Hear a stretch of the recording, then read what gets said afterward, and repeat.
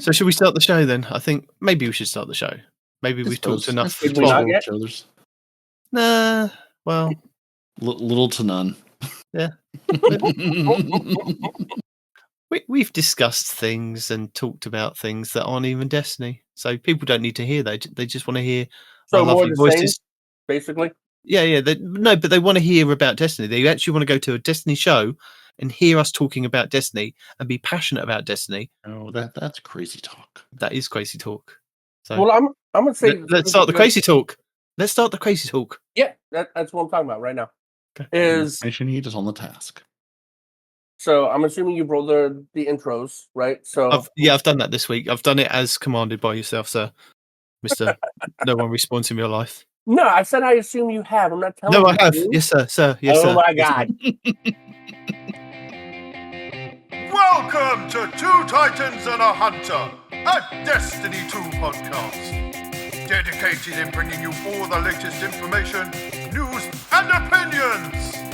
This is the best show for new and veteran Guardians alike, where we share tips, tricks, and tools to help you succeed and enjoy playing even more. So with all that said, let me hand you over to your hosts, the Triumph Hunting Titan Nitedemon, the pink-panted pansy Peroty, and your Hunter Master Ranger, Mr. No One Respawns in Real Life! So they've been rolled, sir. As somebody that does play a lot of the First Descendant, I can tell you this, right? So we've just said. Let me finish my sentence. We have just said in the intro that we're going to talk about Destiny, and the first couple of words out of the first couple of words out of your mouth are First Descendant. That I play a lot about that, and playing that makes me miss Destiny, because Destiny, in a lot of aspects, almost all the aspects, as a matter of fact, is better than the First Descendant, right? What about the fragments? That's what everybody's trying to make you miss it. Peroty and myself do not need to go and play the First Descendant to actually be told that. We know that. That's why we're here and we stay here. But it's other people, only poor unfortunate fools that get lured away. Exactly. I honestly don't know anything about First Descendant other than it's a game that people are playing. I know that people are playing. Literally nothing about it. Right. We don't need to know anything about it because this is Destiny talk. Well, it is Destiny talk, and I'm getting into that. This is actually pro-Destiny talk. You just good, right? Okay. And a lot of people have said that that's going to be the Destiny replacement. When it first came out, they called it the Destiny killer. We all know that's not going to happen. And now, after this, everything that's happening with Sony and whatnot, and Bungie, they're trying to say it's a Destiny replacement. So when Destiny goes away, this will be what everybody goes to. And I can tell you, as somebody that does play it, it's not a replacement in any way, shape, or form. It's a looter shooter in name. Right, but the grinding is awful. It's awful in that game. Dear sir, have you played Destiny 2? You just described a looter shooter. That's what a looter shooter is. And if I'm saying another game has an awful grind mechanic, you should probably take that as being serious. So it's a compliment to Destiny. It is, because at least when you're grinding here, the activities, although repetitive, are somewhat fun. Nightfalls can be fun. PvP, if you're into that kind of thing, can be fun. Yeah. You know, this game can be fun. With the First Descendant, it's always the exact same thing over and over and over again. There's no change. They spawn in the same places. They do the same things. There's no what change. I learned is the First Descendant is not fun.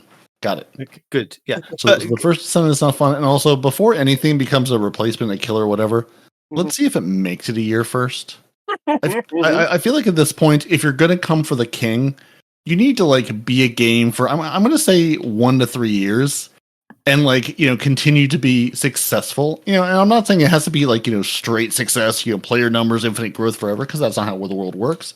Right. But at least can you keep the game going? Is there interest? Does the game just die in a year and no one plays it anymore because you got no plan for it? Yeah, so let's maybe start there, and then we can talk about who's going to replace who. Yeah, and I mean, we just have to point people in the direction of things like Anthem and The Division, and search for Destiny Killer. People still play The Division. Okay, they do, and they probably still play Anthem to an extent. Not as much. And what was the other one that you played that had the 3 different kind of? It was just PvE. I can't remember. It had all the different powers and things. Wasn't that Anthem? But I don't remember. Just again, just do a search for Destiny Killer, and it'll be like, yes, here is the pile of bodies Destiny has left in its wake. Going, we're going to come and take this over. No, it wasn't Helldivers. It was. I can't remember the name of it. It was that forgettable. But what I'm saying is, these games come and go. But I mean, it's interesting that you're comparing like the First Descendant to Destiny.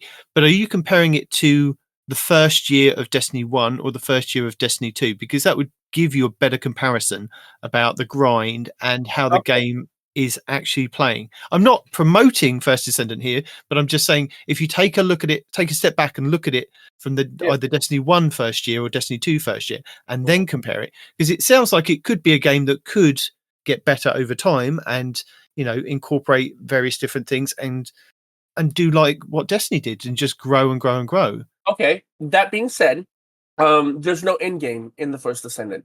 The end game, quotes, is a large boss with a ton of health that only 4 Descendants can fight, right? And that's it. That sounds like a raid to me. That sounds like the Vault of Glass. It's not even a raid. It's not even a raid. That's what makes it so sad, right? It is just an encounter. It's just an encounter. And even the mechanics are just lame, right? So there's a boss that whenever the timer reaches like 7 minutes, 15 seconds or whatever, because you have a 10-minute time limit, and if you don't kill it, you lose, right? So when the timer hits like 7 minutes, 30 seconds or whatever, then the boss freezes everybody and you all die. The only way to defeat this is to break the boss's armor, and somebody picks up 7 of the fire little fragment things that fall on the ground, and that one person can stay alive and they can res everybody else. That's the mechanic. And that's all it is, And the thing about that is, if you have one particular character, that one character can kill the boss before he even reaches that mechanic. There's no end game. It's not fun. It's not a raid. Raids have lots of mechanics, lots of encounters, lots of bosses. There's teamwork involved. There's all these kinds of things. Yeah, but this game isn't like that. No, but they could potentially add dungeons. They could potentially add some kind of a raid as well. And what I'm saying is that it could have legs, but I'm not saying that I'm going to go and play it. I'm committed to Destiny 2. And the game that I was thinking about that you played before was Outriders. And again, what I did what you said, Peroty, typed in Destiny Killers and Outriders came up. Yeah, who remembers that? Yeah, I mean, First Descendant came out in July 2nd, the internet tells me, so maybe they need a minute. Yeah. Again, come back to me next July 2nd and see if this is still a thing. Then we can see where games are. It's like, again, if you want to build a game that lives and grows, it needs time to bake. I suppose the good thing with like Destiny 2 at the moment is that we've come to the end of the final shape. We're kind of going through the episodes, and it's not necessarily a need for you to kind of log on every week, as like Noble pointed out in our communities, that he hasn't got the drive to go on and play Solstice at the moment. And you don't necessarily need to. If you want to kind of just come back a little every now and then to kind of play the story and kind of find out what's going on until something kind of piques your interest. Nobody's forcing you to kind of stay here and play the game. There are other games out there to play. People, Nitedemon, you're absolutely forcing us to sit here and play the game. But we're here to play the game because we want those exotic class items that Xur is selling. Mm-hmm. Yeah, we do. And we also want the glows for the Solstice armor. So I've managed to do... I want the exotic class items. I'm pretty sure I've got... Yeah, you probably have all of them, but for the rest of us, we're trying to still collect them and going, if I can just go buy them for 42 strange coins, I can... Now, while I wish I could grind Bonfire Bash for my strange coins, at least I can go like grind Mayhem or anything else. Yeah. I did see that the Game Post posted an article about the fastest way to farm strange coins at the weekend so that you can go and visit Xur as many times. Because it was like we said, you could go and pick up as many as you have strange coins. 41 strange coins. If you've got the full stack of 99, you then need to go and play some activities to go and farm those. So Mayhem's up at the moment for the rest of the week. So that's a good quick one to kind of do in Crucible. So it also gives you the feathers if you're kind of doing that. Not so many feathers though, I found. Just like 5 or 6 feathers. Like, but Mayhem you can really just sort of half pay attention to, and by the time you respawn you're dead anyway. And there is a weekly challenge to go play Mayhem things and get super kills, or if you're trying to do your bonfire bash bounties and, be a smart boy and, just create orbs from things. Just go into Mayhem and say, I'm going to create all the orbs. That's all I'm trying to do, is create orbs with different effects. You can spend your leaves and just reroll everything so it's the same kind of orbs you're trying to create, and then just rinse and repeat. I have seen a lot of things this week about the damn bow, right? People are like, it's a new Edge Transit. Bungie, please stop. What is going on? Blah, blah, blah, blah, blah. And I'm just like, Still, oh, bless you. Bruh, I'm not getting this. I don't have this RNG that you guys have for this damn boat. And Can I just give you a recommendation? I me, think you're pushing it too much. What you need to do is go and play the rest of the game and then come back. It gives you like 5 or 7 bows in one drop. I'm being serious. 5 to 7 bows is what I got after kind of just playing on the moon and doing the Altars of Sorrow. Oh, yeah, it is Altars of Sorrow, isn't it? Yeah, doing the Altars of Sorrow, farming the leaves, farming the bounties to get like the armor, and then going and having to do the bonfire bash for the one thing. And it gives me like 7 bows. I don't have like the last piece, or maybe 2. Yeah, I've got at least 3 pieces of armor minimum. Right? You're pushing it. You're just pushing the game. Just go and do something else. I'm not trying to push the idea. I just want to go. Their whole ridiculous claims of high stat armor. What they mean is, we'll give you some boots that are high stat, and that's it. We're not going to give you any other high stat armor. We're going to claim you get a high stat armor. No, we're going to give you boots, and then we're going to give you weaponry. I get gloves and class items predominantly. I've gotten like 2 pairs of boots, but almost everything I get like 1 or 2 bows, maybe a rocket launcher, and gloves. And not one of them has been high stat yet. I think I got like 1 or 2 that's been over 60. I'm just like, really? And they were like bad over 60s. You know what I mean? Like the stat distribution was awful, kind of over 60. And I'm just like, what is happening here? I don't get it. I just want the damn bow. Want that high intellect and strength roll? That's not what you're going for? I could go. No, I don't want strength. Oh my god! I just opened up Eva, right? Yeah. And right there in my face, Eva is like Eva.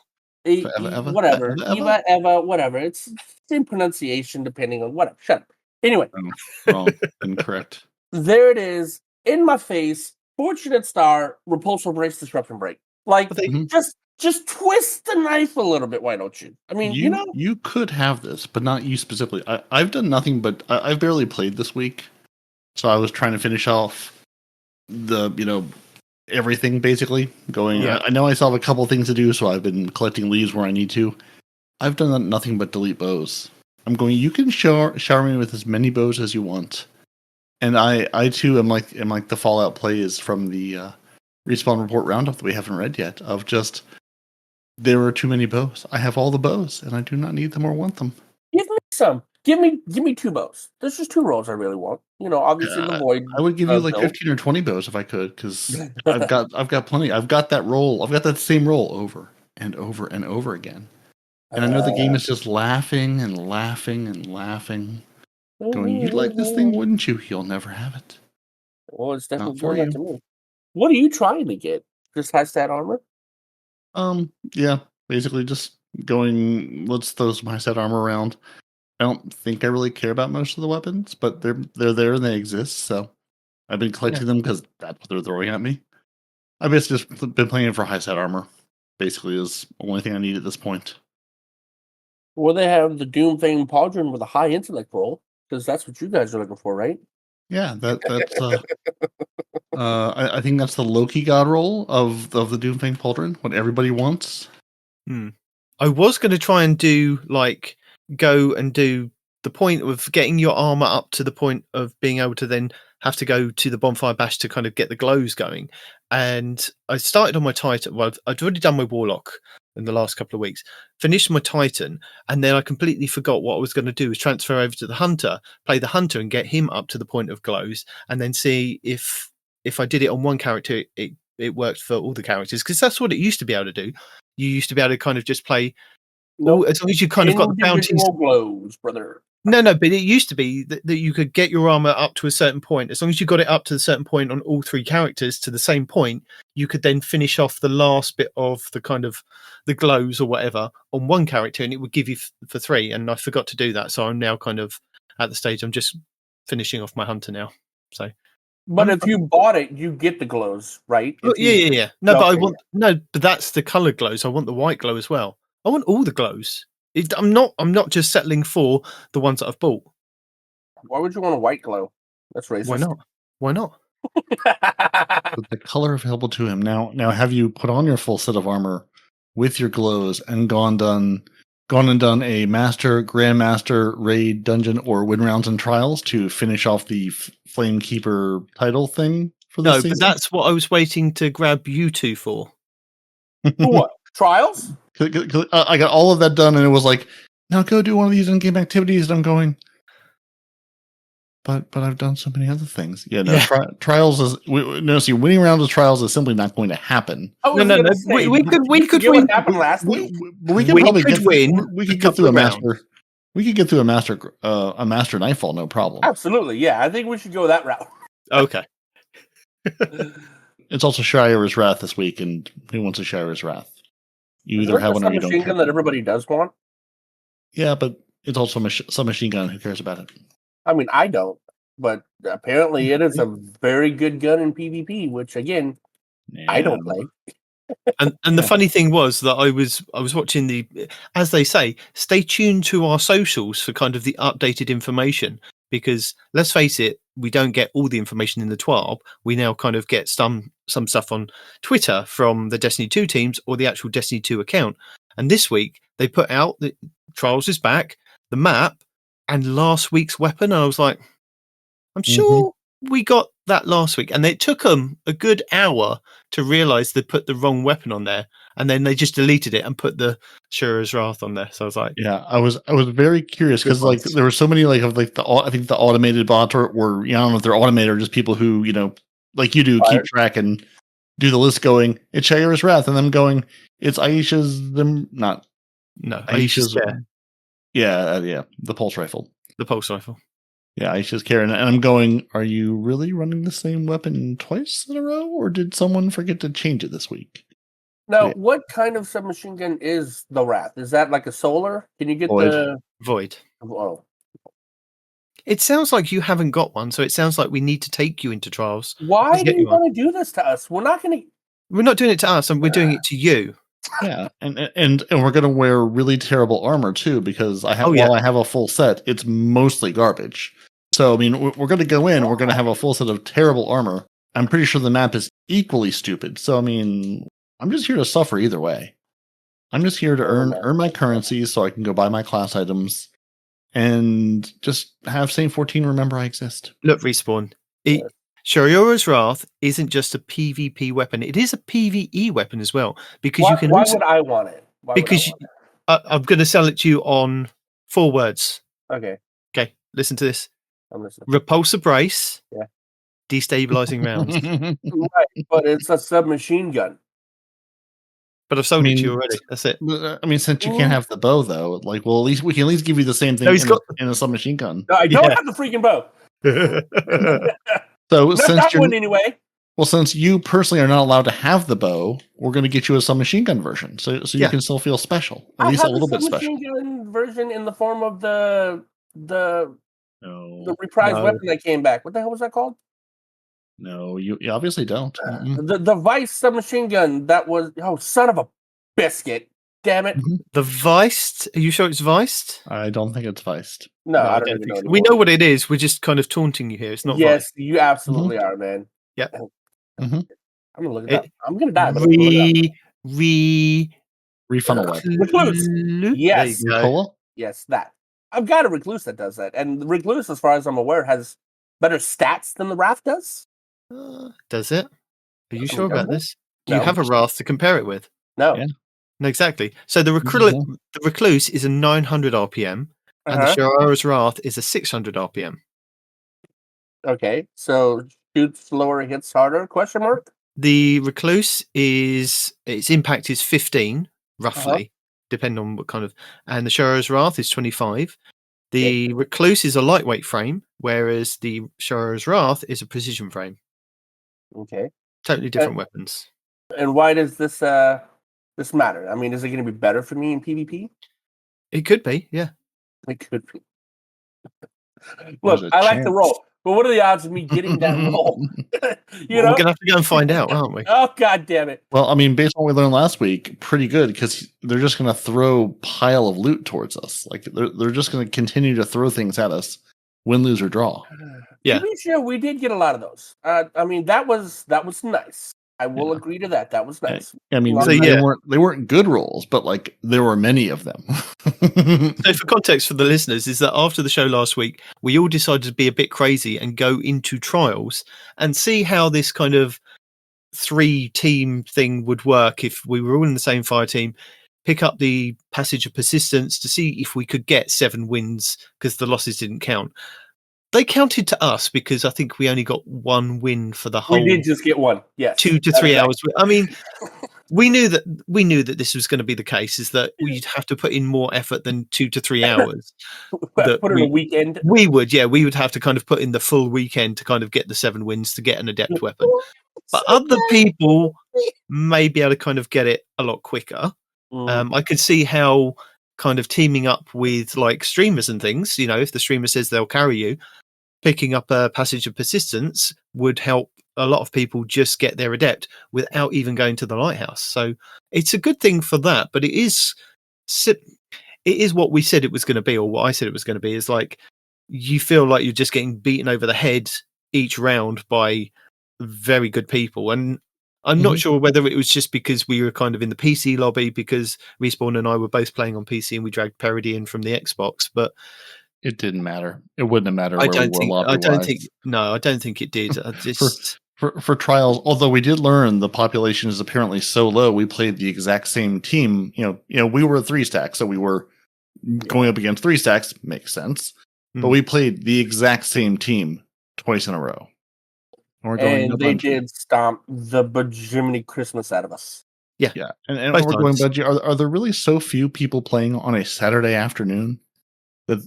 And apparently, yes, I did see later in the week. I don't think I remember to grab the tweet, but it was someone, showing the numbers for like trials. It's like, yeah, it's the lowest it's ever been, or the lowest it's been since the last time it was the lowest it was ever been. I can't remember if it's an all-time low, but it's like, well, yeah, because while there is sort of a reason to go in, there has to be a week worth chasing something, and for the most part, the experience is still terrible. There is no sense of getting better. There is, I'm going to walk into the professional league when I am barely an amateur.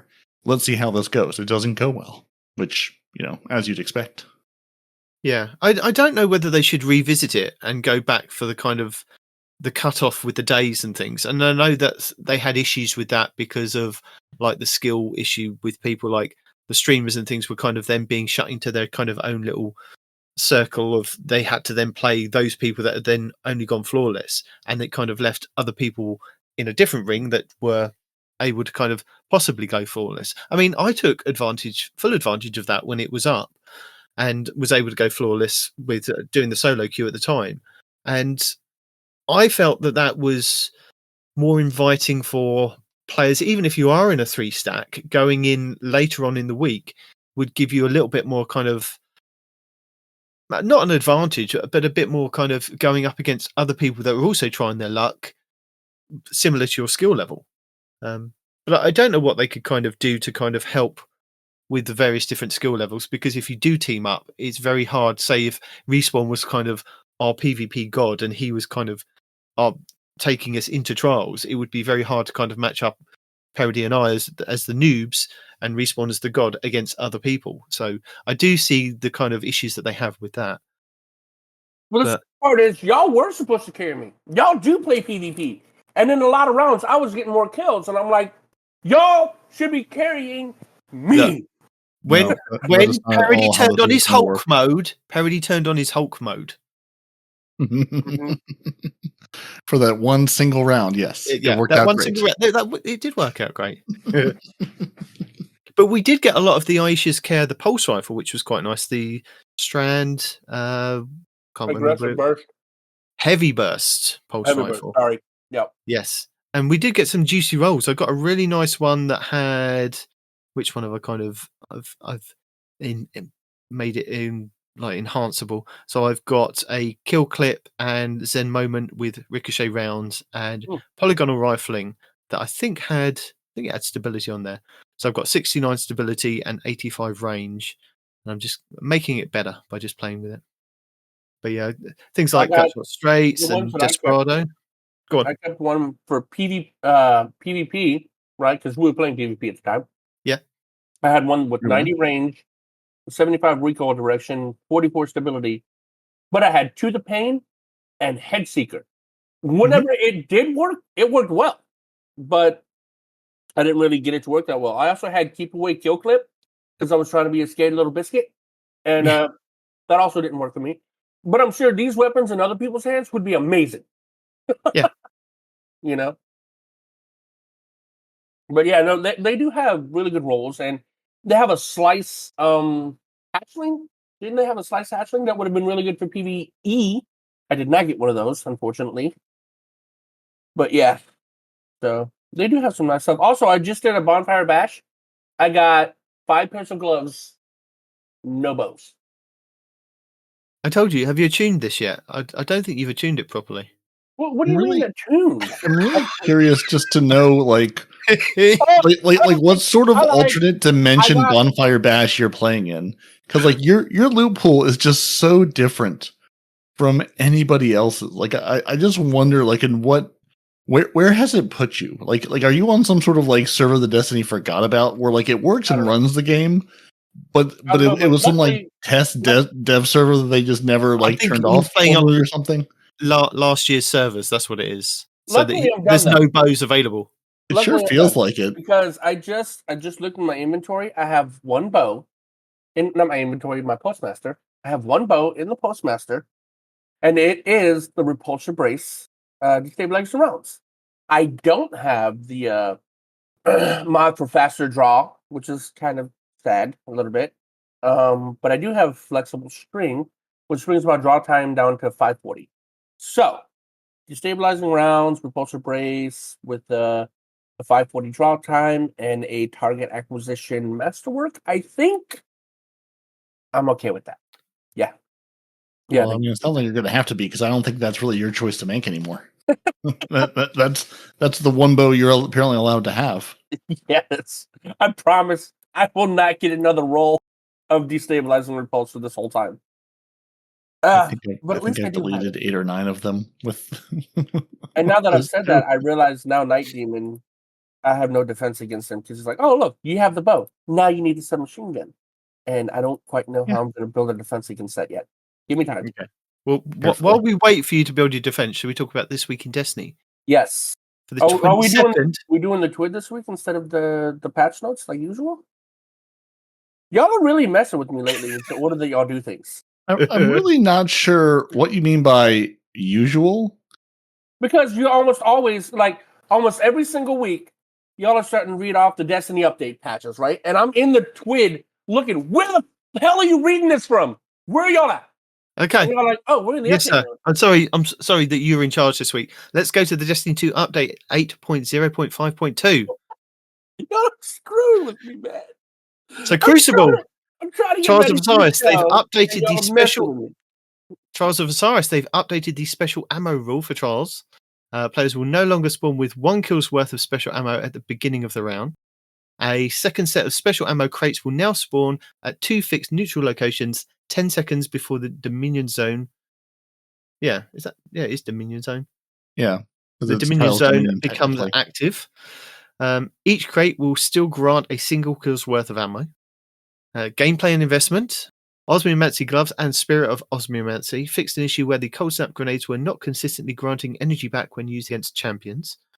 Added an unkindled non-glow version of the Solstice Sublime armor as universal ornaments for Hunters, Titans, and that's it. You don't get one for Warlocks. It's probably already there for Warlocks. For players that have unlocked armor glows for these sets during this year's Solstice, Both versions will be available to unlock in the appearance screen.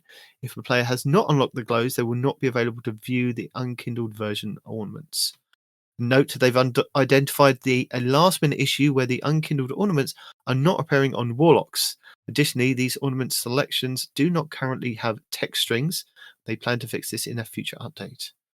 Now, And weapons. Oh, now. well, I was going to say regarding like you just said on the Warlocks, right?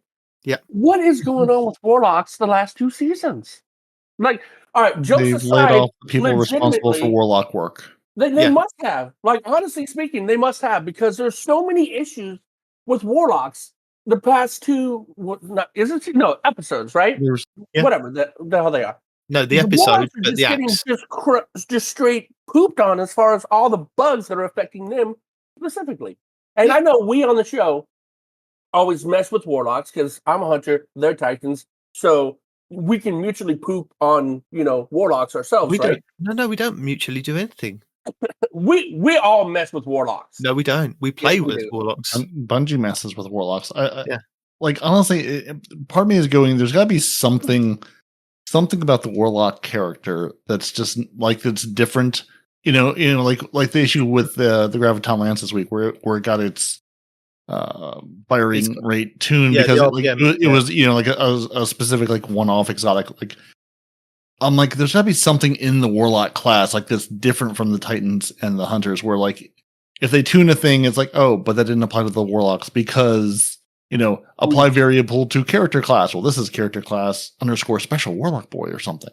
Like there's something special about the Warlocks where it's just like, well, there's everybody and then there's Warlocks.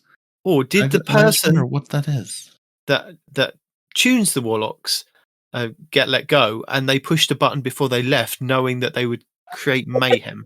Because let's face it, there are people out there that would do that and that have done that as they're leaving their job. 100%. Yeah. Warlock Project Omega. Yeah. Uh-huh. And then finally, we have general fixes. So they fixed an issue where acquiring all 6 of the Salvation's Edge weapon patterns, adept weapons did not drop with a third perk in the right trait column. So that's after acquiring all 6 of the Salvation's Edge weapon patterns. Right as in the direction right, or right as in the word correct? It's in right versus left. Okay. When you're looking at the columns. Okay. Yeah. So glaives fixed an issue where glaives had their melee damage reduced, so it's now back to being normal. Graviton Lance, they fixed an issue where Graviton's Lance RPM was unintentionally nerfed. It's now not nerfed. And Fortunate Star, they fixed an issue where the Fortunate Star bow was showing incorrect stats values on the instant screen, and they've boosted it for respawn starting on Tuesday the 27th. There you go, Respawn. Look, they boosted it just for you on the 27th. Well, that must mean that must be... Well, no, because I just got the one just now. So it wasn't boosted, but I got a roll that I was... No, this Tuesday coming up, they're boosting it. The the drop rate. Mm-hmm. Right up all the way back around to 0 again. Mm-hmm. Yeah. You say that, but that's probably accurate. No, that is accurate because it goes away. The event ends on Tuesday. Yeah. I see what you did there. Yeah. There you go. Yeah. Maybe by this time next year, you can. Yeah, next year he'll be getting tons of them, and he won't be getting the weapon that is the featured weapon for next year's Solstice. Mm-hmm. I mean, isn't that kind of how it works out, though? I mean, it is. Do you need it though? Do you need it? You don't. Need it. It's a I bow. don't need it. No, I like it. It's a bow. Why would I ever care about this? Yeah. No, you're absolutely right. I don't need it. I do want it, but I don't need it. But he craves it with every part of his being. I do, and I don't see what that's a bad thing. It's not a bad thing. You're not allowed to have it. So now, sir, am I allowed to talk about this week in Destiny? Look, it's your show. I'm just wondering why. It's not my show. It's your show, sir. Sorry, sir. Be like that. Sorry, sir. Don't for be the like that. 22nd of August, 2024. Week, okay? Just don't pick on me. I am here for the little Alex Horn of Demon this week. It's wonderful. Little Alex Horn. I don't get the reference. No, never mind. Okay. It's all for the best. So, as we just mentioned, this week in Destiny, the sun is setting on Solstice, and you have a few days left of the annual celebration. So, it's your last chance to get the armor the weapons, and the titles. And then we're going to talk about what's coming up in Act 3. And we're going to have an artifact preview, new legendary weapons, and in case you missed it, D2 Team's comms. So in the TWAB this week, they give you a kind of brief overview of what's happened so far in the story. So if you haven't played it, you can just go and look at the cutscenes. They've got like about 5 or 6 cutscenes in there, or 3 cutscenes, sorry. 3 cutscenes, not 5 or 6. 5 or 6 minutes worth of cutscenes, taking you through what's happened in Act 1, Act 2, and then at the end of Act 2, who we're kind of going up against. I won't spoil it because they spoiled it already in the TWAB if you're reading the TWAB. I won't spoil it for you because you may not want to know until you've kind of played it. Or if you do want to play it, then it's there. That makes no sense. I mean, I was just letting you run with it though. So yeah. By the time you hear this, Solstice will be over, so there's no point in kind of dwelling on that. If you haven't got your stuff, you haven't got your stuff, and it doesn't matter, Noble. It really doesn't matter. None of it matters. It's over. Yeah. You'll have the opportunity to play most of it again next year. There will be a slightly different set of things. The Bonfire Bash will be very much the same Bonfire Bash. So yeah, if you haven't done it this year, just know you can play it again next year, just like you have the years before and the years before and the years before. Yes, but we won't ridicule you for kind of gilding that title, Noble. So just be aware, we won't ridicule you. Why do you keep calling him out? What did he do to you this week? Nothing. Did he do anything in Destiny this week? Oh, I see. I'm just playing with you, Noble. There'd be no ridicule. Anyway, so we have a preview. We have a preview of the new artifact perks. So as we had with Act 2, we had another row kind of reveal itself for artifact perks. And this time round, Peroty and I are going to be in heaven because it's auto rifles. We call this the makeup row for the last row that we did not care about in the slightest. Yes. But we can pick some of the things from the other row. We're like solar explosions if we use solar auto rifles. So kind of pairs well with what we're kind of getting. So that's good, I suppose. So column 1, we were going to be getting overload auto rifle. So uninterrupted fire from your equipped auto rifle grants bullets that stun combatants, delaying ability energy regeneration and lowering combatant damage output, strong against overload champions. Additionally, auto rifles are always overcharged when this modifier is active. Column 2, we're getting authorized mod charge up. The energy cost of charge up mods is significantly discounted. Column 3, sustained fire. Now this is going to be a good one. And when I read this, I was in my brain, it just went, oh, this is going to be a nice one to go for my Actium War Rig. And you know what? It's going to go down. Mm-hmm. What's going to go down? Everything. Everything. Continuously damaging combatants with an auto rifle grants you damage resistance. So, sweet business, Actium War Rig, and this mod. So the longer you hold down the trigger, the more resistance you get. Is that what I'm hearing? Continually damaging combatants with an auto rifle grants you damage resistance. With any luck, it'll be stacks. The longer you do it gets even better. It gets even better. Oh, lordy. Column 4, targeting auto loader. Whilst you have an auto rifle equipped, defeating combatants reloads your equipped weapon and temporarily increases the weapon's damage. Actium War Rig, targeting auto loader, sustained fire. Sweet business. Oh dear. This Crucible's just not going to be the same. No, this fixes the problem I was having with the lost signal going, this is great, and I really enjoy freezing things with this grenade launcher. I just wish it auto-loaded itself, so I didn't have to pull it out and wait for it to auto-load, it to load 30 seconds later. Well, then that's useless for your sweet business, right? So what else would you use? Because the sweet business does that already. Don't tell me it's useless. It loads the other things. It loads all the things I have. So I can use the sweet business and I don't have to wait for the things to reload. Yeah, I can just have them ready for me on demand. I like that. The sweet business and. Not and what? Just and in general. This is the Sweet Business Premium, the Sweet Business Plus channel. Yeah. The Sweet Business ad-free version. And it also, column 4 also awards bonus progress when dealing final blows while surrounded. So that's going to be a good one. And then the 5th column is shock and awe. When you have an arc or prismatic subclass equipped, arc final blows while you're amplified summon a burst of lightning that damage and jolts targets. So Ooh. I'm going to be on an arc titan with an Actian Warwick, a sweet business, and as Peroty said, just a grenade launcher or something that I can kind of just spam and then bring back out the sweet business, or maybe not even, just keep swapping between auto rifles, and just I mean, that'd be amazing. I am going to be purely a being of Jolt at this point.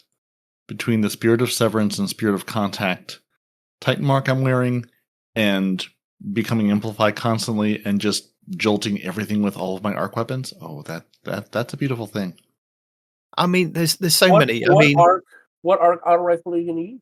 Let's see what my options are. Well, I can tell you, you have remember the which Dark ones exist Decider. offhand? No. Dark Decider from Iron Banner. We Prosecutor? have Isn't Prosecutor. Dark Decider primary? Kinetic? No, it's Arc. Is it Arc? Okay. Yeah. You have Shadow Price. Well, hold on. You got the Prosecutor, and Prosecutor can roll with Volt Shot, right? So Yeah. double dipping with that one right there. Prosecutor, yeah. Come And to that's Pass from the- is craftable. And you can get adaptive munitions and Genesis on that for shield Centrifuse. shenanigans. Sweet Done. Sorrow. Sweet Sorrow. Hmm. Centrifuse. Shadow Price, did you already say that? You Yes. did. Okay. And I'm saying Centrifuse, and then I can run around and run to reload this weapon on top of everything else. What's and- Centrifuge? I don't know that one. The exotic, while amplified, weapon grants this weapon gradually gains an overcharge. Oh. And it also has regenerative motion. Sprinting gradually reloads the weapon, and you could just murder everything. But Yeah. you don't have to stick to Arc. You can have like a summoner. So if you've got one of the golden ones with Hill Clip and Kill Clip on there, that would be pretty cool. You can have the Ross Argos 4, which can roll with Onslaught and rewind rounds, or it can also roll with Deconstruction and rewind rounds. You could have one of those, or you could have an Abyss Defiant from the Crota's Raid, which has Incandescent on there, which makes loads of things explode, because you might want to go into PvE. Sure. You might. Yeah. And Yeah, if you're a support character, I know, stop laughing at me.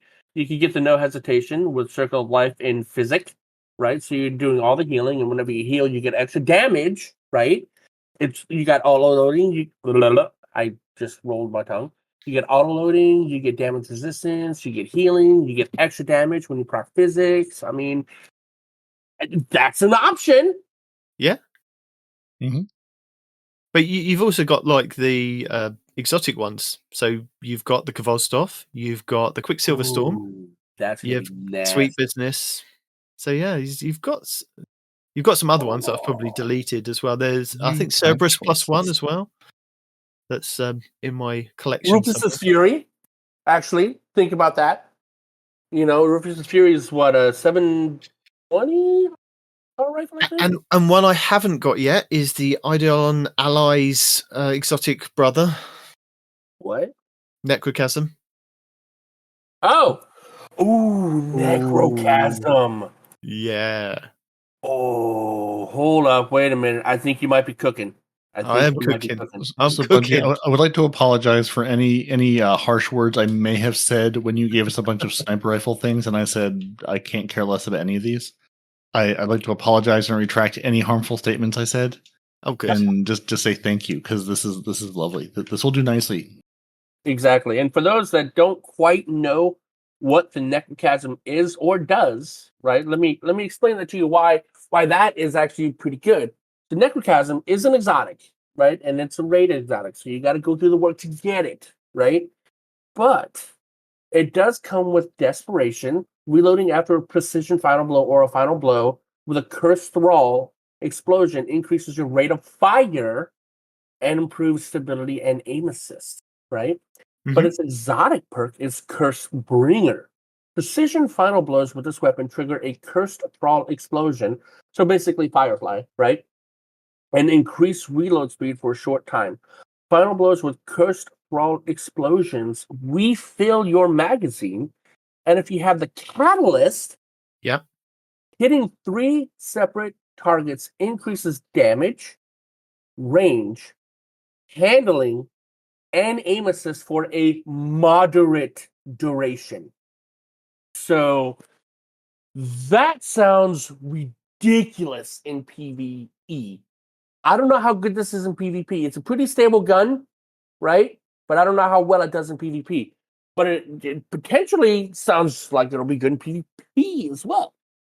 It was definitely a real problem for a while. I don't know if they've tuned it. I can't remember if they've tuned it since then because I don't have one. But it was definitely a monster in PvP a while back.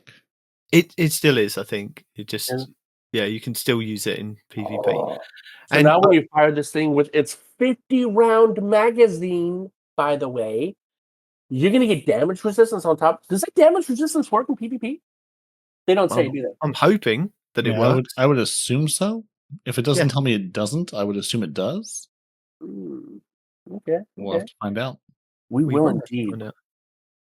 And I'm going to talk spoilers now. So I'm going to set off the sirens. Let's talk spoilers because this has something to do with auto rifles. Okay. So now that we've got the sirens out of the way, episode 3 of Echoes, Act 3 of episodes Echoes is going to be bringing the largest ever exotic mission that they've created at Bungie called Encore. Okay. You can launch it from the helm. It has 2 difficulty options, normal and expert, and the exotic weapon that you can get, which is going to be craftable, is going to be a void auto rifle. And it's going to be called Choir of One. And we do have it in what's happening this week in Destiny. So that's later on in the show. But it's a command frame and it fires extended range, heavy caliber projectiles at a reduced rate of fire and deals increased precision damage when aiming down sight. And its exotic secondary trait is Fanatical Lance. Rapid final blows cause targets to explode in a pool of radiolarian fluid. Hit fire launches multiple projectiles at once in a slower moving red pattern, and projectiles detonate on impact. And the exotic catalysts that are going to be available from kind of replaying the mission are going to be destabilizing rounds, onslaught, or subsistence. Where are you reading this? From the secret spoiler sources, obviously. Yeah. Okay. And the reason I'm kind of bringing it up now, and the reason that we put it in what's happening this week in Destiny, is that it could potentially launch on Tuesday, because when we had like the Starcross mission, it kind of just dropped suddenly in the season. I mean, people knew it was coming, and I don't know whether it's going to kind of be like within the story. It's going to be part of the story then, and it kind of launches, and then for the 3 weeks after that, you can go and get your exotic catalysts for the weapon as well. We don't know whether it's kind of coming this Tuesday, and it could kind of just release on Tuesday as part of the season, or you have to play a couple of weeks not the season of the acts, and then it releases after we've kind of finished the story. But it could be released on Tuesday, so we're kind of covering it now. So yeah, there is going to be 2 emblems that are going to be available, and I can tell you the names of the emblems because I have written them down. We have the completing any version will be the Transient Whisper emblem. And again, you can see that in This Week in Destiny. And completing the expert version will be Before Aura. Oh my God. What is that? That is an emblem right there. Oh, that is sexy. Which one? The one with the skull on it? The one with the red stuff on it. Yeah. Yeah. The clock on the skull.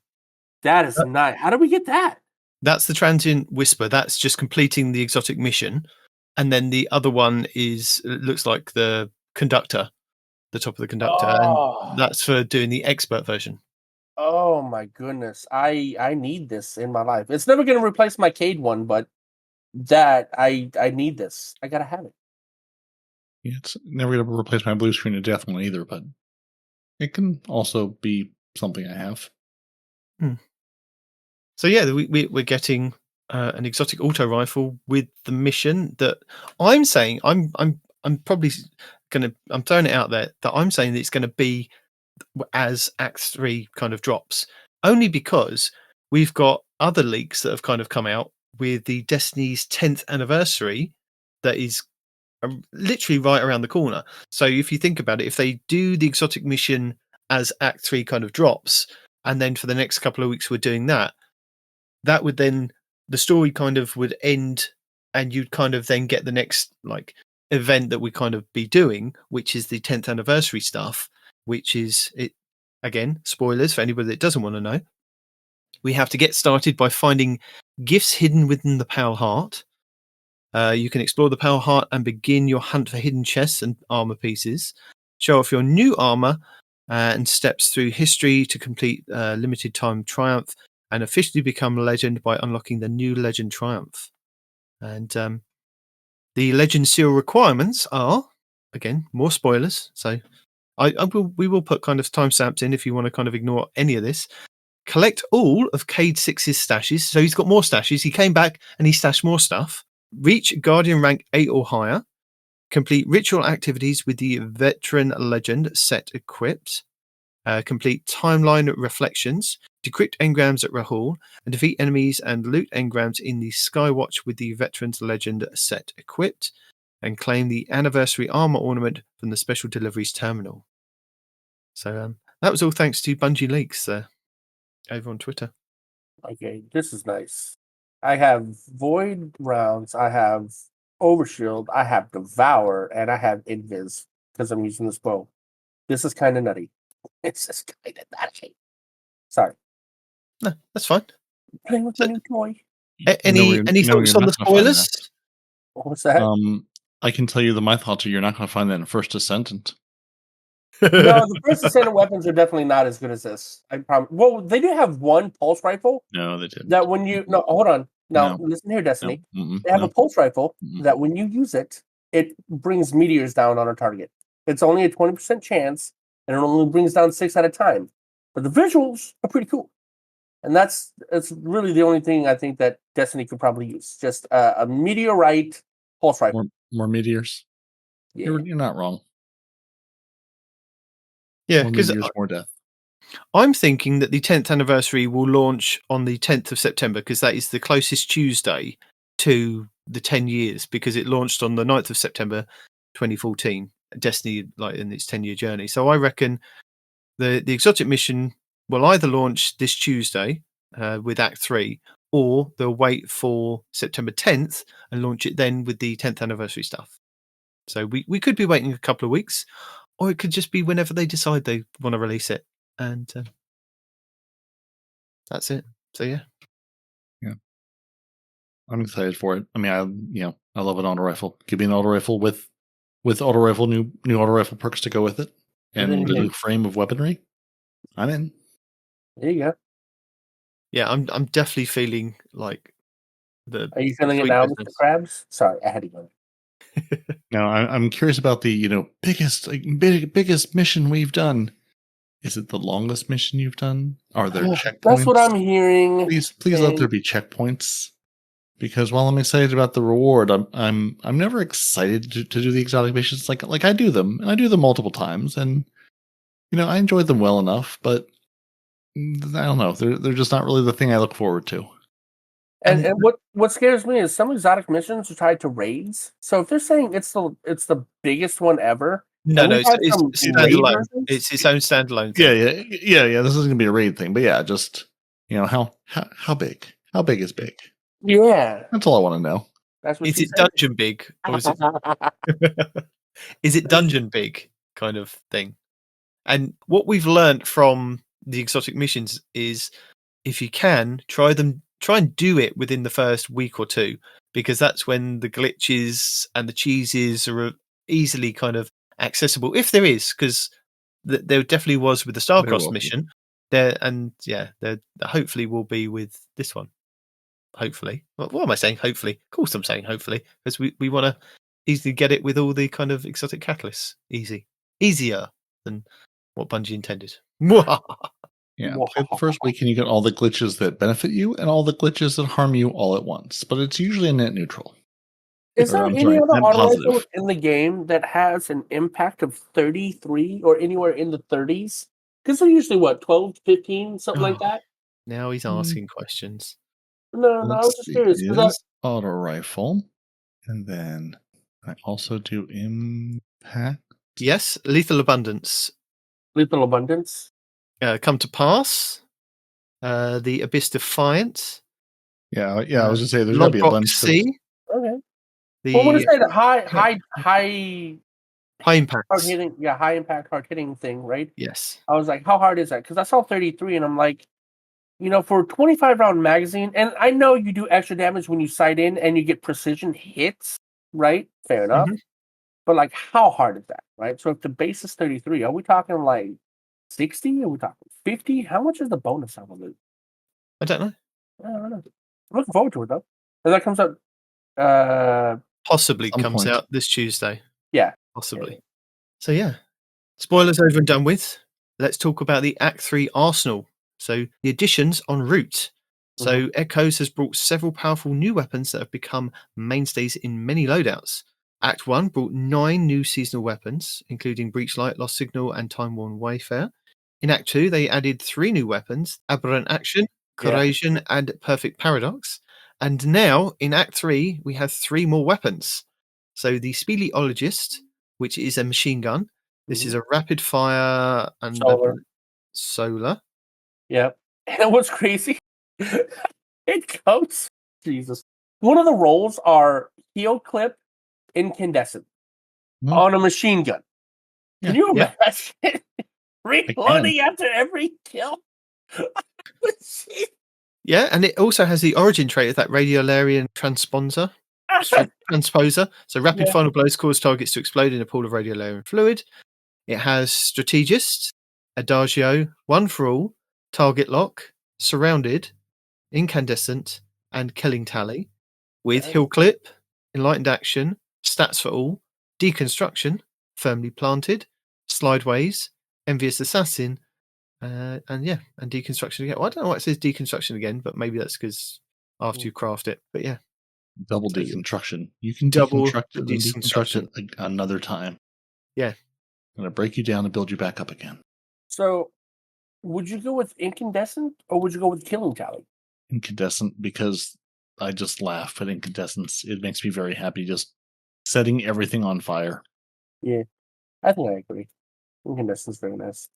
Because, I mean, Incandescent gives you the explosion when you kill something, right? And Killing Tally just makes it stronger when you kill something. So I guess, I don't know. They're pretty good. I don't even know what to get in that first column. Like, I kind of want to get Heel Clip for the meme. It's like, why? Well, hey, your other on your Action Warwick AC-130, right? Whenever it reloads some ammo back in the magazine, does that count as a reload? Will that proc the heal? Well, machine guns do work with the Action Warwick. I know, but what I'm saying is every time you... I would think not, but I'm not positive about that. I don't think that. I think it works just the same way with the other perks of like overflow and things. Like when it overflows or reconstruction, it doesn't count as a reload. Okay, whatever. Your other rapid fire machine guns, you have the Recurrent Impact, the Retrofit Escapade, the Plank Stride, the Shatter Cipher, and the Thermal Erosion. You've probably got other ones that are raid ones that I haven't kind of got, but I can only tell you these ones. So, but yeah, Thermal Erosion is the one from Europa. Not craftable, but you can kind of get some good perks of a solar one. But this one will be craftable and enhanceable. So the rapid fires? Yes. Okay, yeah. You have the Eleatic Principle, which is the solar one, and it's craftable from the raid, right? Mm-hmm. You have the Shattered Cipher. I don't know if you mentioned that. It's a void one. Obviously, the Retrofit, Recurrent Impact, you said, Plank Stride, you said, and Thermal Motion. Yeah, okay. So the only one you didn't mention was the raid Eleatic Principle. Okay. Yeah. And the other weapon that's coming that's new is the Chronophage, which is a trace rifle, a void trace rifle, which is an adaptive frame. Just going to throw it out there right now. Destabilizing rounds and repulsor brace. The one we have in the game already also has destabilizing repulsor. So yes, but does it have Radiolarian transposer? Ooh, it does not. Well, there you go. It can also roll with One for All, Nice. High Ground, Fragile Focus, Target Lock, Demolitionist, and Desperate Measures, with Strategist, Elemental Capacitor, Shoot to Loot, Pugilist, Auto-Loading Holster, and Feeding Frenzy. What's So, Feeding yes. Frenzy do again? It feeds it. And with a Each frenzy. rapid I got it. each rapid Frenzy. kill with this weapon progressively increases reload speed for a short time. Mm, So the more kills and you get, the faster it kind of stacks up. that might go No. well with Target Lock, maybe. But like honestly, repulsor freaking destabilizing is really the only way you can go with that. Multi kills and it drops Radiolarian and you're destabilizing enemies to make the next kills easier. I mean, that's a no-brainer. I don't think any other roll on there is going to be anywhere near as good as destabilizing repulsor, but I'm biased, so who knows? And then we have the returning weapon from Season 9, the Martyr's Retribution. Now, wasn't this the first ever waveframe grenade launcher that we kind of got? The one-shot handheld grenade launcher? I believe it was. This is solar, and it's going to have the origin trait of Cast No Shadow, so dealing melee damage increases this weapon's handling and loads a small amount from reserves. We have Kill Clip, Strategist, Adrenaline Junkie, Desperate Measures, Incandescent, and Vorpal Weapon, with Field Prep, Demolitionist, Threat Detector, Hill Clip, Auto-Loading Holster, and Envious Assassin. So what do we think of that one? Auto-loading holster and incandescent. So I want to set you Agreed. on fire, then set you on Very much fire agreed. again. Yeah. And I want my auto-loading firing grenade launcher to be more powerful by using another auto rifle in the other slot with the new perks. It did have the original one from Season 9 had Lead from Gold, Rangefinder, That would have been better. and Lead had from Genesis and Pulse Monitor, which I think we've lost. So I think Lead from Gold Incandescent would have been a god roll. That's unfortunate. unless you held on to it, did you hold on to one? No, I don't think it did because I think they were sunset at one point, right? It was Sunset, yeah. I'm guessing someone did, though. I don't think I did. No, I don't Not, think I did. not to look across the table and name names. No, I don't think I did. We're not Although I can't. pointing fingers, but Can I find it? But who can be sure? No. It could be lost in that 700 kind of maxed out vault now. Very true. at least I'm not the only one. I just took a lot longer to get there. It's a Which is leisurely surprising. pace. So yeah, they have a couple of good ones that are to look out for. The Trace Rifle for sure, and I think the Waveframe are pretty much the only ones I'd be looking forward to. Can't really see any other other ones in there. What about y'all? Any good? Y'all gonna hunt for the? I keep saying I'm sorry guys, my brain is broken after this week. The machine gun is what I was gonna say with your war pigs kind of thing. Possibly. Yeah, I mean, I'll have a look. I mean, it's not the weapons look really nice, and some of the perks look really nice on there, but nothing's kind of jumping out at me that I really, really want. The auto rifle, the secret one we talked about in the spoiler section, yes.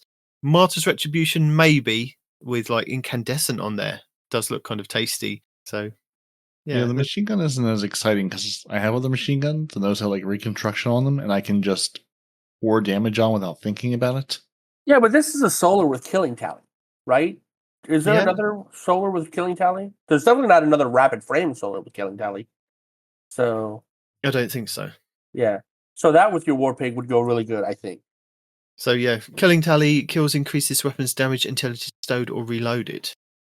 And you will And never, it's different ever do that. in PvE to PvP. So PvE it's 10%, 20%, and 30%, and stacks up to 3 times. And then PvP is 5, 10, and 15.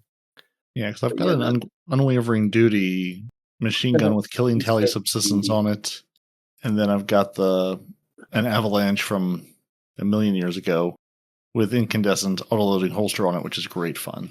So I mean, I don't think the avalanches are rapid fires; they're different frame, aren't they? they're rapid enough. It's a machine gun. I mean, it's a machine gun. It's rapid enough, but You can tell me the machine gun's a different kind of machine gun. It's still machine guns real good. yeah, I mean, I've got one with incandescent on itself. there on the avalanche as well. So Yeah, like if it reloads itself, why would I even bother? It takes care of it for me. I just hold down the button and murder everything in front of me. But this is an avalanche with twice the barrel length. So True. you know what they say? Bigger is better? Question mark. Size matters? Question mark. No, they don't. You've been lied to. I have. The only size that matters is your bank account. Not even that No, sometimes. the only size that matters is your vault space. Yes. Yo, that fat. counts. Let's go. So, Respawn, did you miss this earlier this week? Yes. In case you missed it, the D2 team's comms. They had a few communications that came out from the Destiny 2 teams across the social media and Discord. And they know that some people aren't kind of following that just yet. So they wanted to make sure that they bring you up to speed, what news they've shared this week, and where to find us. So, You mean the real money crafting system? That one? it's not real money. It's just kind of, we're talking about it. We're showing you that it's a possibility. So over the last few weeks, they've been talking to us about some plans to address feedback surrounding the exotic class items. And at this time, players can earn them by first completing the Dual Destiny, then by completing subsequent Dual Destiny activities, or overthrow chests in the Pale Heart. We also now have Zer, who will kind of gift you them if you have enough coins to kind of put in his little palms, his little greasy palms there. But what they are going to try and come up with is a way of actually attuning or getting close to what you kind of maybe want in your exotic class item. So at the moment, it's just kind of a sneak peek at what they're kind of wanting to develop, and it's not going to be available possibly until episode 2. That's the one, because we're in episode 1, act 3 coming up. Yeah, all the acts and episodes. It's confusing. Could we have just stuck to seasons? Maybe. Nope, these are different. These are different things. Trust us. Yeah. So they do put a screenshot that they kind of did put across the social media things, going over like what it roughly looks like at the moment. Don't take any notice of the dollar signs on there. That isn't anything to do with Bright Dust or Silver. It's just kind of at the moment, just a kind of test thing. So it looks like you could be able to kind of select what you want to kind of roughly attune on the 2 different perks, and then go off and play the game and get a better chance of getting those to drop. So it's a bit like doing the attuning with Zavala to go and play the Onslaught. We don't know whether it's going to be like a 5, 10, 20, 30, 40, 50, 60% chance of getting the role that you've kind of tuned for. How are we feeling about this? Do we need a tuning? We do. We need No. a tuning, and No, even if the tuning was just, if you could just, even if it's just say like we could do sort of like by one column at a time and go, you know, like in their screenshot example, your Spirit of Armamentarium, say, well, I at least want to guarantee myself this one. Yeah. Even if the other one's random, at least give me a chance to say, you know, sort of like we have the goats where we can do like, you know, a recovery armorer or resilience armorer, at least sort of say, you know, I'm going to get something that I want. Maybe I can't get the exact role that I want, but I can at least get, you know, half of what I want. And then hopefully the other half is just going to be RNG and we'll be good. I mean, if I can attune both of them, even better, but I'm not hoping for the moon. If I can if I can have a small planet, you know, I'll be happy. The moon will be even better. Now, it depends on how they're going to implement it, though, right? So, what are you going to? Is it going to be like a free attunement, like if you go over to Zavala and you can attune, or is it They're going going to to be say like it's going to be some amount of currency you're going to pay, but it's not going to be overly expensive. Well, that is, I mean, overly expensive. That is depending on your perspective, right? If you're a YouTuber, nothing's overly expensive. It's not going to be overly expensive for players. It's not going to be like you have to use, you know, end game currency. You know, there's not going to be an attunement cipher most likely. Okay. Yeah, I mean, I was joking. I don't need it because, you know, we know why, right? But for those of you that your can't vault do is the full of them. activity, shut up. when Respawn goes to Engram.blue and looks at his possibilities, it's all checkboxes. There's just checkboxes all the way down as far as the eye can see. That's mostly true. There's like 6 that's empty. Okay. So you need to attune to get those last 6 to complete your set, and then you'll be the Pokemaster. I can't. My vault is full. I can't attune anymore. And it's also full of literally every single roll of the sword that you can get, the exotic sword. So, that's like 60, 70, 80. It's like 90 slots right there, just those two items. So, I have a problem. That's why they give you the extra 100. So you can throw all of those in there and nothing else. Yeah, no, basically, yeah. But no, as long as it's not like you need like a cipher or you need like, I don't know, like just to attune something, I don't think it should cost anything, personally speaking, because we've already seen examples of attunement in the game where, it didn't cost anything. So I also realize that this is an exotic that you're attuning. I understand that. But it's just an attunement. You're not getting it, you're attuning to it. So I don't know. I think they need to be very careful about how they do this, because in the end it could be just normal backfires. Like, oh, you mean I need, like 5 strange coins or freaking what do you call the things? 10 shards or 2 golf balls or freaking whatever, right? Yeah, but people would pay it though. They will, but they shouldn't have to. That's what I'm saying. They shouldn't have to. Yeah, well, that's the thing. Like if it's like the attunement works now, if I can attune and just leave it there and say set it and forget it, like I'm not paying that over and over and over. Like I'm not attuning for one drop and then coming back and reattuning, even if it is, something on the little more expensive side. I'm not, like you said, I'm not paying to get the thing. I'm just saying, give me a better option. Let me pay to put this in place, and then go off and play the game. Then go off and run Dual Destiny and have a pretty good chance or a guaranteed chance of getting what I actually want out of it.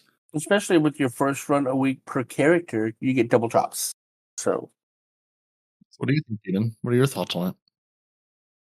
I'm not 100% sold on it, to be honest. I'd rather kind of just play the game to get the stuff and have the looter shooter be a looter shooter. Yeah, I think this is catering to the people that are complaining that they don't want to play the game as much as needs to be to get all the different stuff. Maybe Bungie just kind of need to do a drop protection, maybe that would help, so that people didn't get the same roles over and over and over again, back to back to back. There is still a small chance that you may get a role that you've already had, but not back to back. But yeah, they're going to kind of damage control this, I think. The way you qualified that, I think, is better, right? Because do I think they need the focusing thing? No. But at the same time, people like me that have real bad RNG for the things that we want, right? This would be for people like me's benefit. Not because you don't want to play that much, because that's not true. Because I can't tell you how many times I ran the Dual Destiny before I finally got the Shards of Galanor Star Eaters role. Rather than putting effort and time into kind of creating this, would you not have them be able to kind of fix your RNG? Not fix it, but you know what I mean? Improve it so that it isn't as bad as it. Well, that's what I was saying. The last part that you said was right on the money. Drop protection should be a thing. If you've already got a role, you should be less likely to get that role in the future. Because I had so many duplicates. And like Peroty was joking about it earlier, but I do have easily over 50 exotic class items in my vault. And that's a minimum of 50 runs. I can't even begin to tell you how many duplicates I have deleted. Right? Just trying to get, like I said, the Shards of Galanor and Star Eaters role. That was the last role I was actively trying to get. And I didn't get that. That was the last one that I got. Right? And then I stopped doing the activity because I had all the things I wanted. But yeah, it took me that many runs to get that that role. So if they had some sort of a drop protection implemented, I would appreciate that, right? It doesn't have to be extreme, like, oh, if you've gotten this role, you will not get it again. No, I don't want that. But slowly but surely, the percentages should start to swap in the other direction, right? Like if you have this it's got a 15% drop rate for that role, right? Even though they say the roles aren't weighted, I call BS.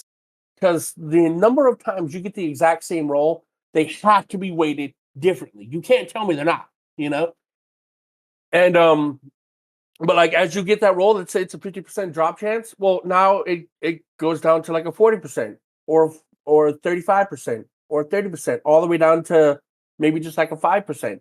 And whereas the one you haven't gotten, like the Shards of Galanor, whatever role, it will go from, oh, well, you haven't got that yet, so it's currently a 5% drop chance. Well, it goes up to 10, 20, 30, 40, 50, 60, all the way up to, I don't know what the ceiling would be, right? And there's a lot of math when it comes to that kind of protection, especially when you have so many different RNG roles that class item can get, right?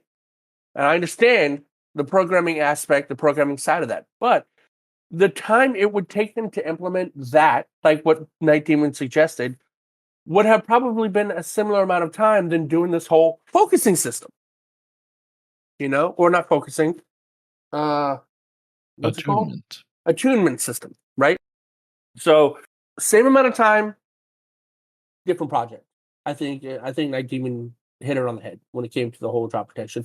Drop protection needs to be a thing in the game anyway, in my very honest opinion. Because as many times as I've done the raid, I still don't have the new raid exotic. As many times as I've done the new dungeon, I still don't have the new dungeon exotic, right? And that dungeon's been out for how many months now, and I still don't have it? That's crazy, And I'm talking about the dungeon with the big eyeball, the newest dungeon. And during this episode, Warlock's Ruin. During this episode, I was exclusively going to that dungeon and completing it every time I got a dungeon bounty, right? So I've done that dungeon a lot, and I still don't have that exotic. So there does need to be a drop protection in place at some point, and especially for something like this that has so many different roles. I think, actually, come to think of it, if you're going to make us use a currency for something, what Nitedemon said before this exotic even came out, I think it was Nitedemon, could have been Peroty. Once you've got a role on that class item, you should be able to just see that role in the class item and select it whenever you want it, right? Like an unlock system kind of thing. I have one exotic class item, and I could just go in and pick and choose what perks I want on that exotic class item without having 57 of them in my vault. I've unlocked it. I've gotten the role. Let me put it on my class item. And then you can even really build crap with that. Instead of having all these different pieces, you can just go, oh, okay, well, I want this perk and this perk like we do with our weapons.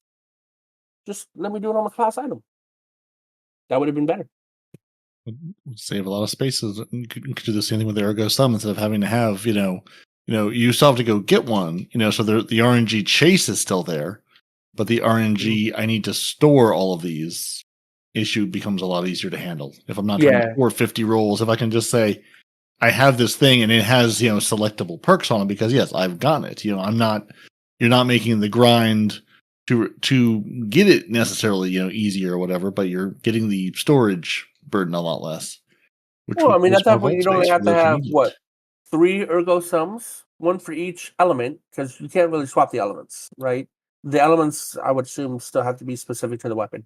So you can have 1 Arc, 1 Soul, and 1 Void, but each one of those weapons, as long as you've unlocked a perk, you can go to your Arc one and select the perks that you've got, the Void, the Solar, etc., right? So at that point, you'd have 3 Ergo Sums instead of, I don't even know how many I've got. 490 Ergo Sums. 10, 20, what is that, like 32 Ergo Sums I'm counting in my vault? Okay, it's a lot. It's a lot. So, whatever. Too many. It's too many Ergo Sums. It is. It's. And I'm guessing that because you're still playing Destiny now, that you weren't caught under the restrictions and ban policy that they updated this week with the AFK macros that you've kind of been saying that you don't do. I don't do. No, I'll be honest with you, the only didn't even get a warning for it either. The only macros I use in the game are the ones for sword skating, right? I use that macro for sword skating. And is that the only one I've got? I think that's the only one I use is for sword skating. Yeah. Okay. Yeah. Well, earlier this week, they've updated their restrictions and ban policies to cover AFK macros. So the TLDR is that they love the game that they play, rather than having an automatic macro earning you rewards for while you're asleep. They understand that some reward paths in the game can feel rough, but they'd rather take on the feedback to address the problems than have players attempt to circumvent issues with tools meant for accessibility. And that's basically it. So you insta-ban. Yeah, but I feel like they don't listen to the feedback, though. Because how long have we asked for vault space? They never gave it. How long have we asked for different things to be implemented in the game? They never gave. They might listen to the feedback, they might see the feedback, but they don't actually do the feedback. Whoa, I got a soda with Onslaught Overflow? When did that happen? Respawn. They'd What? love to hear what you most frequently look for in gaming news on the internet. Feel free to sound off with the suggestions. Mm-hmm. Yeah, hold X to doubt on that one, bro. Okay. Uh-huh. As a final note, if you happen to join our Discord server, if you click it while you've got your Discord open, it will take you to their Discord server and you can join and follow kind of to find out what the Destiny 2 teams are up to and the Bungie help messages are. So yeah, there's that as well. There's a link in the TWAB, which we can also copy and put it in our show notes if you like. Yeah. Or if you have your own Discord server where you hang out and you're going, hey, it sure would be nice to have all of the, official Bungie, Bungie help, Bungie tweets, Bungie team, all that stuff. They now have buttons where you can follow all that from your Discord server. And when they post to their Discord, it'll put it into your Discord. Asterisk until at some point when they break it again. Because they used to have this like many, many years ago, and then it got broken until DMG came back. So enjoy it while it's there. Hopefully it'll stick around for a while because it is super useful. And that way you're not having to set up silly third-party things or rely on Twitter to actually send things over to you. Or, just don't fire the guy that does that, Yeah, that has been really nice that they're actually like investing more in like their own Discord server as their place for a lot of the official comms to come out from. Obviously they're still on Twitter and they're still on Reddit and things, but it's nice that you can sort of follow that as the one-stop shop for, okay, what have you said this week? I don't have to go hunting through things. I can just go there and say, well, here's what you've told me. Indubitably. And once again, I have no jaunty sentence for Respawn. No, I just have a player support report. I guess we know who's not here anymore. So yeah, real big known issues list this week, where while they're continuing to investigate the various known issues like the name changes, and I saw DMG was one of those whose name had been changed. They're still working on that, so they did fix the name change problem. So no new characters are having their names changed. However, if your name is changed, it's still changed. So I guess if you have a name change token from when they gave it to you before, you can use it. But they're basically saying at some point we're gonna hand out a whole bunch of name change tokens so you can all change your names back. Maybe. At a later date, they don't know when yet, and they're not telling us. They don't know when yet. Well, I'm sure somebody knows when, but they haven't told us when. Yeah. What they are going to tell us though is the not swap modifier functions inconsistently when players alter their gear in rounds between PvP. So the modifier that's meant to not have you swap your gear around is not working when you swap your gear around consistently. Got it. Well done. And also some ornaments are not available to unlock for Solstice armor sets. And that's it. Everything else is beautiful. Nothing else happens we need to be worried about. good. And I like to go camping with Zavala on the Pale Heart, or go enjoy the Destiny 2 short film journey. It's only a minute and 18 seconds, a very short film. And I like to imagine that this is Respawn's Destiny 2 setup room that he's got here. What's that? With the Galahorn and the raid belt, at the bottom of the TWAB, the awesome Destiny themed room setup. Yeah, it's a pretty good room setup. Oh, I wish. Oh, that's not. Now my desk is way bigger. I have like a 7-foot desk. I have a huge desk, but not nearly as many. Is beautiful. As many toys and tokens. I do not. I definitely don't have that raid belt. I don't know whose this is, but they definitely have like all of the seals. It looks. Oh, look at the pins! Yeah. So yeah, good times. So if you want to be a little jealous of someone's rich, Destiny setup, there you go. And made to the end of the twid. And there is a little Respawn report roundup this week, which they have some clarifications on, the other big things that they alluded to, but then didn't feel the need to actually talk about in the TWAB at all. I can't help but notice he's got the gaming PC, but he's also got the final shape on the TV behind him. How does that work? Because you need to be able to see before and after. Maybe one for console. Maybe the PC is for streaming and the console's for gaming. I was going to say Xbox, but I don't know if it's an Xbox. I didn't look that hard. Well, you don't see any console on the wall, right? But yeah, he does have a gaming PC at his feet. God, that's got to make his feet so toasty warm having that thing. Look, it's an enclosed area too. That's crazy. Oh, goodness gracious. That is a very sweet room, though. And the ghosts he's got up top. Can you imagine? Just imagine if Nitedemon, right, started to deck out the attic like this, and one day his wife comes up and she sees this, she'll have an actual heart attack. Goodness. Oh, he's got the Titan Voyager. I'm sorry. I am kind of nerding out on this guy's room. This is a really cool setup, dude. Like, what? Well, they agree with you. Yeah, it is. Yeah, the money. Just the money it would take to do this is... Wow. Well done, sir. Whose room is this? Did they tell us? They didn't, and I hit the visit Reddit thing from the link they use, and of course Reddit's like, we're just going to take you to Reddit versus the link where this comes from, because we're Reddit. Why would we have a usable functional website in 2024? So yeah, I have no idea. Everybody saw the Gallahorn, but did y'all see the 10K voices right behind his chair? Mm-hmm. Yeah, oh yeah. Oh. Yeah. So if you too have a sweet gaming room, you can tag Destiny the Game or Destiny 2 team, and maybe they'll feature your room, but not tell anybody whose it is. And he looks. Oh no, he's not even a Warlock man. I saw the Warlock ghost, but I also see the Hunter ghost, and there's the Titan ghost. He's got the whole trifecta. Yeah, I was gonna say, I'm sure whoever this is, they have all the things. They probably do. They're living in a world of and. They sure are. He's embraced it fully. Wow. Good job, sir, madam, whomever you are. Well done. This is your weekly rundown of the final shape, week 13, starting on August 27th. The 13th week of the new expansion sees the third and final act of episode's Echoes begin, which sees Guardians delve deeper into Nessus to stop the Conductor from unleashing their evil plan. In Act 3, Guardians have more loot to earn, including the new Void Adaptive Frame Trace Rifle Chronophage, the new Solar Rapid Fire Frame Machine Gun Speleologist, and the returning Season 9 Solar Wave Frame Grenade Launcher Martyr's Retribution. Also arriving with Act 3 will be the largest exotic mission ever created, Encore, where you will be able to launch the mission directly from the helm, with 2 difficulty options, Normal and Expert. Completing the mission will award you with the new craftable exotic Void Command Frame Auto Rifle Choir of One, and repeating the mission weekly on Expert will award you with the new crafting trait option each week. Plus, available for completing any version will be the Transient Whisper emblem, and on Expert, the Before Aura emblem. Also available from Act 2, we have the 3 new Battleground activities, Delve, Conduit, and Core, with Enigma Protocol, and Breach Executable in the helm from Act 1. The Expert Battlegrounds this week will be Delve. In the Pale Heart, the exotic mission Dual Destiny is available for teams of 2 Guardians, where you can farm the mission to earn as many new prismatic exotic class items as you like. The final Straits cooperative focus campaign mission this week will be Ascend. The 12th Guardian Matchmade Excision mission is also available next to the raid for a weekly pinnacle, with the Grandmaster version granting you the Ergo Sum Catalyst and an Ascendant Shard.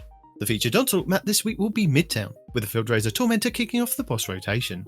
For our Legacy rotation, the Dreaming City this week is at a strong curse level, which means Petrovenge can be found in Ria Silvia and has the Dark Monastery mission for the next week. The Blindwell features Taken Enemies and the Plague, Minor Mina. The Ascendant Challenge will be the Ouroboros over in the Aphelion to Rest Lost sector. On the Moon, the weekly story mission is in the Deep. The Trove Guardian is located in the Hellmouth, while the Wandering Nightmare is the Nightmare Resortal in Sorrow's Harbour. Nightmare hunts Crota, Despair, Omnigul, Anguish, and Fanatic Insanity. The Altars of Sorrow will start this week's rotation with the Nightmare of Fogoth and the Blasphemer Shotgun. On Europa this week, Praxis the Technocrat will be the Empire Hunt, Cadmus Ridge will be the Eclipse Zone, and the Exo Challenge will be Safeguard. Tears of Eternity Expert difficulty rounds are Hive, Fallen, and Valister Arc. The Scatterhorn armor set and the Lightkin armor set will be available in Tears of Eternity with Weapon Set 3. Chroma Rush, Ignition Code, Grid Skipper, Farewell, Sonja's Tale, Shattered Cipher, Main Ingredient, Long Shadow, Last Dance, Toil and Trouble, Wishbringer, and Last Perdition. The Witch Queen weekly story mission is The Ritual, Altar of Reflections Choice, and Altar of Reflections Insight. The Lightfall weekly mission is No Time Left, the Partition mission will be Hard Reset, and the Vex incursion will be Liming Harbour. The Master Salvation Judge raid challenge this week is the 5th encounter, Zenith, called Coordinated Efforts. The Korota's End raid challenge this week should be the 2nd encounter, Cross the Bridge, called Precarious Balance. The Root of Nightmares raid challenge this week is the 3rd encounter, Macrocosm, called Cosmic Equilibrium. The Kingsfall raid challenge this week is the 2nd encounter, War Priest, called Devious Thievery. The Vault of Glass challenge this week is the 3rd encounter, Templar, called Out of Its Way. The Deep Zone Crypt challenge this week is the 1st encounter, Crypt Security, called Red Rover. The Garden of Salvation challenge this week is the 2nd encounter, Spy Defense, called A Link to the Chain. And the Last Wish challenge this week is the 2nd encounter, Shirachi, called Witch Witch. Your pinnacle raid will be the Vow the Disciple over on the Throne World, with all challenges available for each encounter, with the exotic pulse rifle collective obligation being farmable from the final boss. The pinnacle dungeon will be the Grasp of Avarice over on the Cosmodrome, and the exotic mission rotator will be Node Override Avalon, with the Vexcalibur exotic glaive being the main reward. The exotic missions, the Whisper and 0 Hour, will also be available in the Legends tab. This week's challenges are Core Valuables 1, Research and Development 7, Learning Computer 3, Assimilated Rock and Stone 3, Red Hot Riff, and 4 classified challenges. Lost Sectors, Tuesday Exodus Garden 2A on the Cosmodrome, Wednesday the Broken Deep in the Power Heart, Thursday the Blooming Deep in the Power Heart, Friday the Forgotten Deep in the Power Heart, Saturday Perdition on Europa, Sunday Bunker E15 on Europa, and Monday Concealed Void on Europa. Our 13th featured Nightfall will see its face off against Ulnath the Light Cleanser in the Silence Battlegrounds Cosmodrome, with the Shadow Price Altar Rifle being the featured adept weapon. The 6v6 control playlist will be Control. Rift should be in the Party Relentless playlist, Survival in the 3v3 playlist, 8v8 Sparrow controlling Crucible Labs, and Trials of Osiris at the weekend. Plus, don't forget to keep an eye on Zer this Friday at Reset to see if he's offering another chance to grab a random rolled exotic class item for 41 strange coins. And that's it for the 13th week of the Final Shape. Okay, now for the Respawn's report roundup.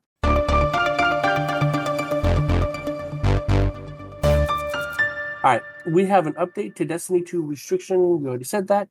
Okay, moving on.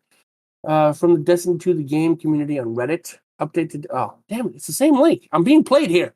Right, here we go. Put the link in our thing, so. Okay, so Spooks 2000 is replying to a post. The post says, from the post, any Replying bands to this post, the input, Del Macro Farm post. Okay. Spooks 2000 says, there it is, but you're a hole for banning people before announcing it and acting on it. Oh, you're a-hole. I think you meant to say you're an a-hole, but it just says you're a hole. For banning people before announcing it and acting on it. Into the hole you go. Yeah. So you're a hole, man. You're a hole something. Well done, Spooks 2000. Okay. Additionally, for those asking about specifics on account bans carried out the last week, are these perma-bans or are they just like warning bans? Whatever. Let me see. They're basically saying, they're basically saying you will receive a warning. I don't know if it's you will receive a warning if you have, or if you do in the future, you will receive a warning before they ban. But I mean, like once you're banned, you're banned. Like these aren't temporary bans; these are perma bans, as far as I know. But they are saying, like they're going to display the warning first before they ban you outright. Okay, between us, before I read this post, right? Between us, I understand some macros being game breaking, right? That will give you an advantage in PvP, things like that, right? Sure. When it's player versus player, I completely understand if you have an unfair advantage. But if you're doing a macro to just spawn into a place, open a chest, and leave to get an exotic class item, that's not game breaking. You're not hurting anybody by doing that. And permanently banning somebody from your player base that you're already complaining and shrinking is kind of asinine, in my opinion. Now, I'm looking at this from a very surface level. There might be deeper things involved. I don't know. But from my point of view, from my soapbox, I think banning people for this AFK farm is stupid because they're not joining somebody else's activity and then leaving like a raid or a nightfall or whatever. They're going into an open world, opening a chest, and then leaving. That is literally not hurting anybody. Yeah, but it's also much. People have been asking for clarity, around things going, can I do this? Where's the lines between this? And it's much easier and clearer to say, don't run macros, don't macro farm, period, full stop. This is a bannable offense versus going, well, except for this case. Well, except for this case. Well, maybe you can do it here. So, I appreciate the clarity of them just going, no. And honestly, I feel like if you're going to play the game, play the game. If you don't want to play the game, then don't. At the end of the day, there's tons of things I don't have and I will never get. It's a game. It's fine. Like, if I never get the exact class item I want, life goes on. Like, it's disappointing, sure, but if you want to play the game and try to earn the things, do that. But if you're going to sit here and play it on auto mode, well, then give me a way to do that too. Just build into the game then, because why am I playing against people who are not even playing this game? Play the game, ban people who aren't playing the game. I'm good with all of that. And I agree with. I like the clarity of it. Of just going, it's a bannable offense. Period. Full stop. Very clear. Very easy to follow. It is very easy to follow, but at the same time, you're banning somebody that's not hurting anybody. No, I understand. You're right. They don't need to clarify every single thing that does this and that and the other, but there should be a discretion involved, right? You have human beings looking at your company. Human beings can look at this and say, "Oh, okay," or he's just popping in, opening a chest, and then leaving, as opposed to starting a macro in a PvP that gives, I don't know, a hand cannon the fire rate of an auto rifle. You know, so those two things are vastly different. And this isn't hurting anybody. To ban somebody over this is ridiculous. You know, I'm definitely on that side of the fence when it comes to this particular ban. This is stupid. And then you're going to complain about how your player base is shrinking. You're doing things like this. Now, if you want to ban somebody for a day, a week, maybe even a month because they're doing macros when you told them not to, okay, sure, right? But if you're going to permanently ban somebody because they had a macro that opened a chest and then sent them to orbit, then your company's downfall is because of your own stupidity. In my opinion, right? But anyway, moving on. So Destiny 2 team says, this is where things get tricky from a security standpoint.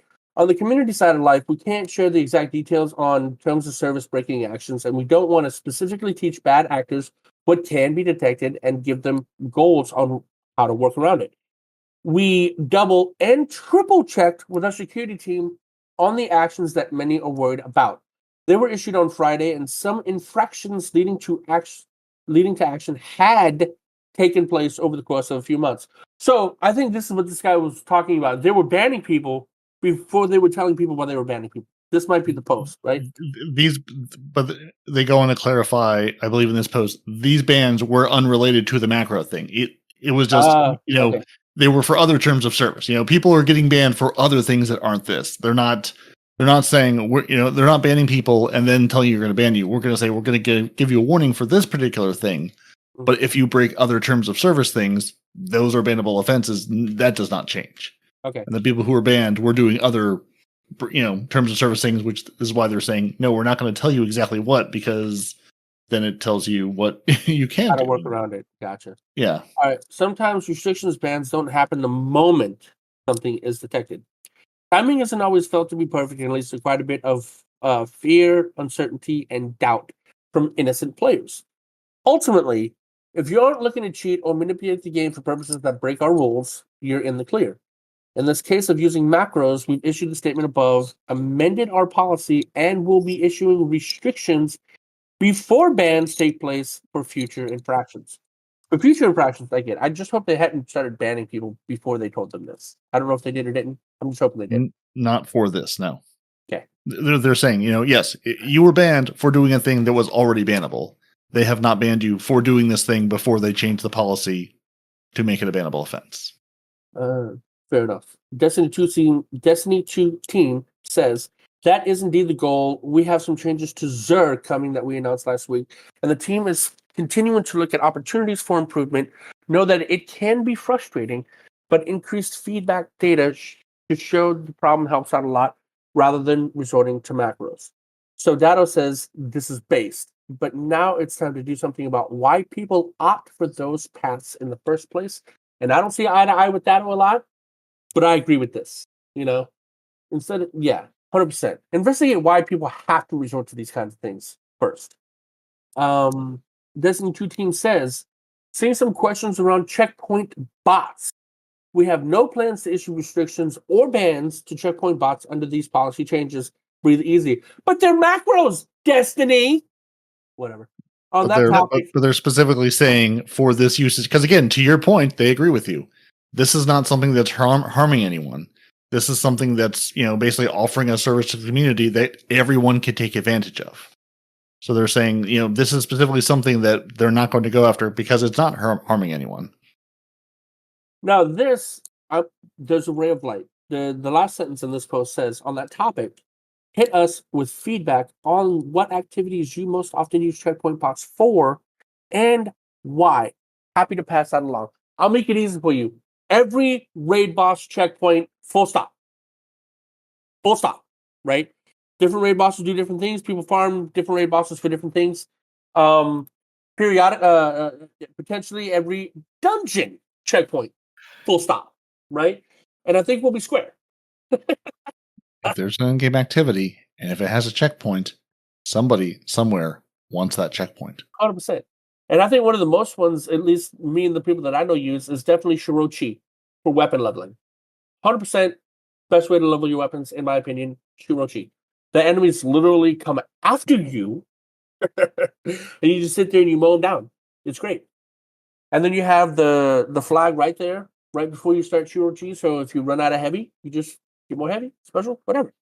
Great place to level up your weapons. Okay, what do we got next? Not small. Can I make it bigger? I can't. All right. JRock Z133T says, I can't wait for the cost, because those are different words. I can't wait for the cost to be something absolutely disgusting. All right, what are we talking about? Oh, hold on. These are replies. Let me read the original post first. I still don't know how Twitter works. That would help. Well, yeah. Well, this I was trying to sort of put these together, but I couldn't get screenshots big enough. This is all related to the attunement. I got you. The attuning the class item. So this is basically under that post of the screenshot they shared of the class item attunement thing. Mm-hmm. Okay, so Destiny 2 team says, apologies for playing coy, but all I can say is this. They put a smiley face, by the way. We'll have more details in September timeframe. Just need to lock down the feature, get it listed, all that jazz. Stay tuned. And then people replied to this, said, can't wait for the cost to be something absolutely disgusting. Destiny 2 team says, what if it wasn't? Then J-Rock says, not real money, of course, but it has to be more than a normal focus. I assume. Still trying to recover from the Glimmer crisis Iron Banner focusing brought. Agreed, but this isn't a focus. This is an attunement. Unless he's talking about...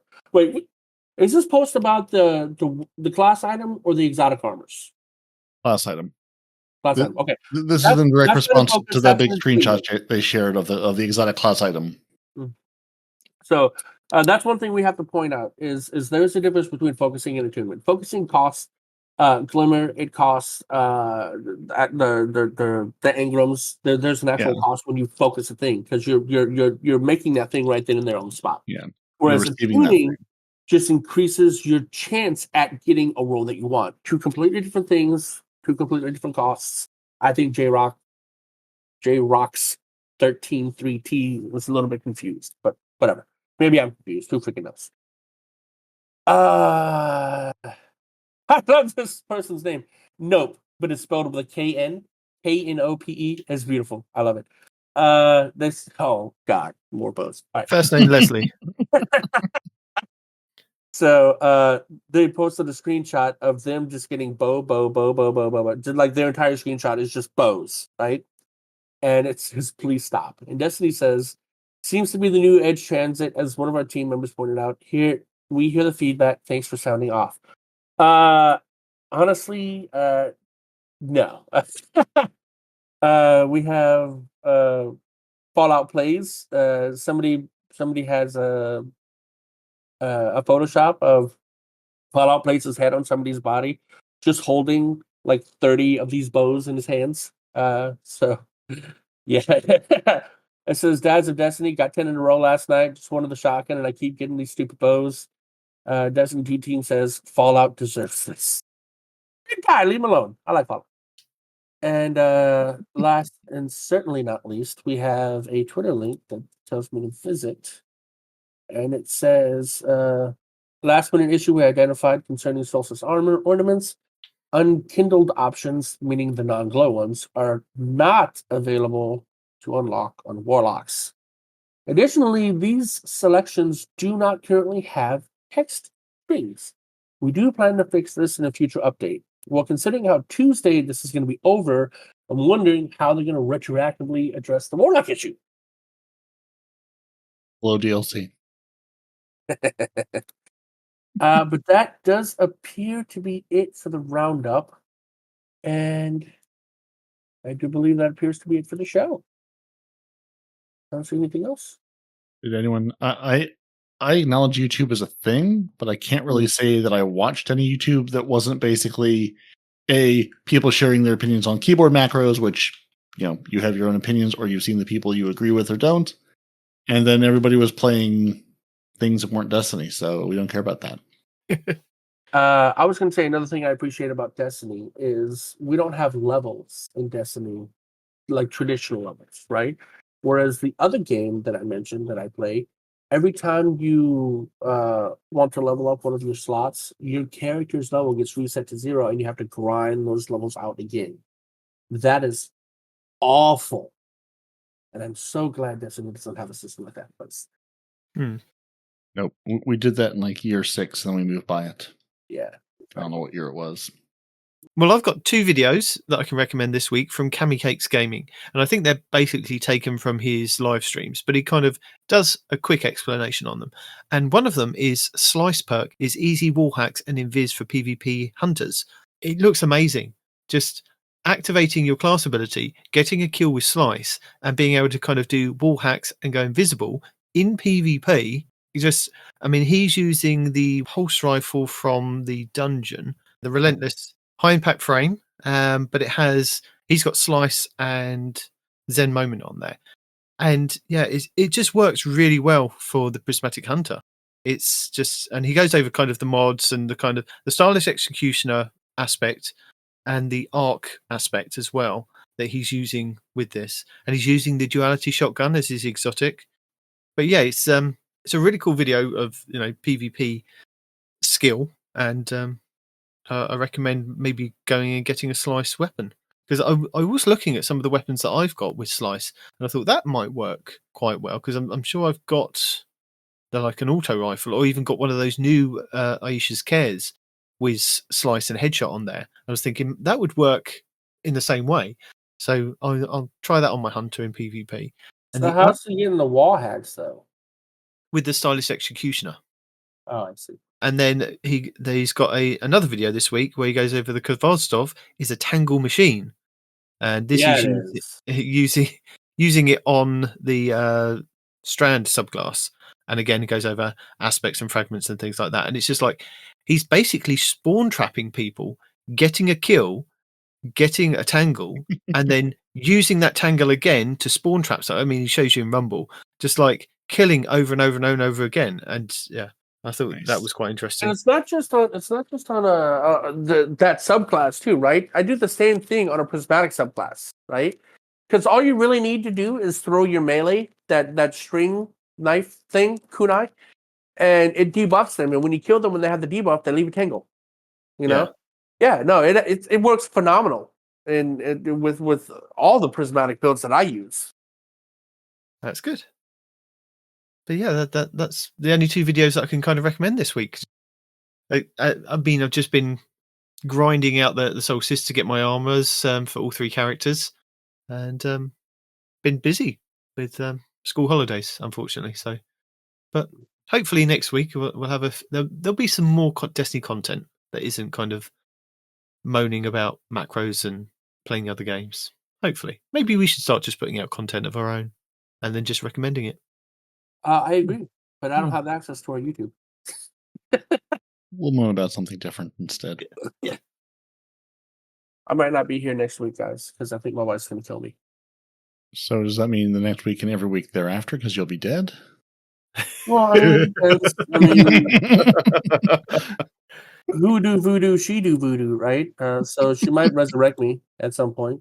But is there going to be a whole weekend at Bernie situation going on? Probably. What a cool it wouldn't be amazing. Well, then before Respawn gets murdered, I guess I should thank our lovely Patreons who have gone to patreon.com/TTH and said, we don't want to be threatened with a good time. Zaborbit K4, can't threaten him. We've tried. Our Otter Dance Troupe of the T-Rex King, the Scarlet KM, Melameli, and Didatato M64, and Renard Calant. Phenomenal dancers, all of them. Our Grenade Throwers of Golden God 1562, We Noble, Basically Salt, Fire Squad 1688, and Coderson 105, and Deacon's Day 1 Raid Team. Deacon's Day 1 Raid Team. They may be able to read Team 2, but hey, sometimes you need an MS Paint map to get through, like Dimwee, Gravy Jeff, and PB Pipe.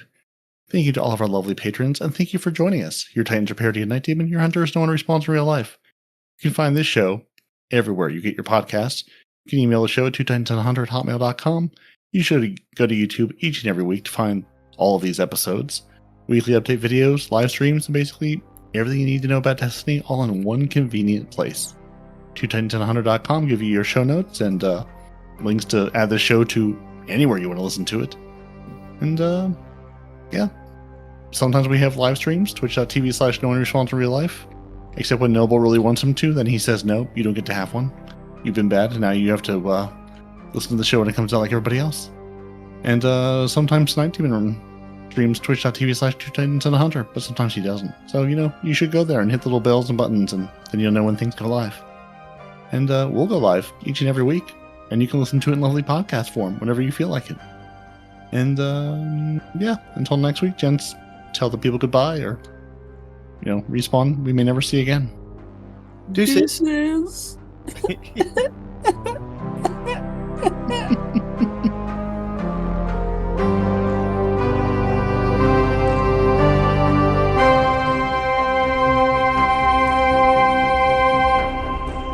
Titans and a Hunter, a Destiny 2 podcast.